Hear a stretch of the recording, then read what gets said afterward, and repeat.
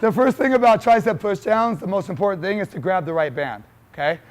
The yellow bands are the easiest. Now, even though they're the easiest, if you step out, like let's say all the other bands are taken and there's just a yellow band, it doesn't mean, I get guys in here, they're like, oh, I can't use that one. All right, stand back and try to do it. They're like, oh, I can't even do it. So where you stand, just about any band we have in here is gonna be hard enough for anyone that's in here. But the closer to the wall you get, the easier it is. So yellow bands are the easiest, and then you got the red bands, and then you got the blue ones that are like super duper hard. When you do tricep extensions, you want your elbows against your body. You want to arch your back and lean forward slightly. So you don't want to be totally up and down, and you don't want to be like down here like this, just a slight lean, okay? You want to have enough tension so there's tension through the whole range of motion.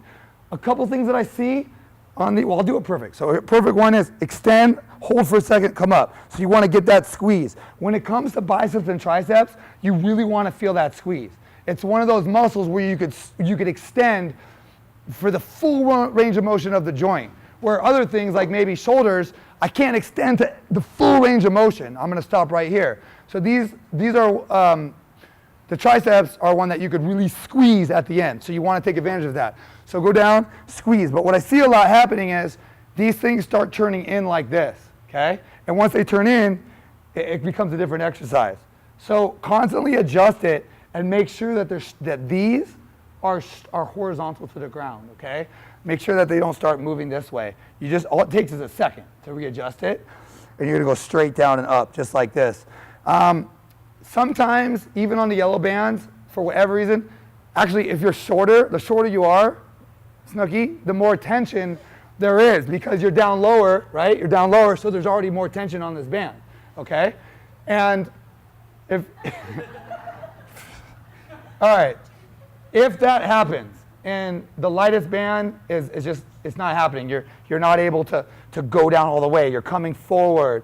You're not able to lock it out. There's a technique that you could do so you get stronger. You put both of these together, and you put both hands through. When you do that, it'll get about 50% easier, okay? Just like you're giving CPR to someone, just like this, okay?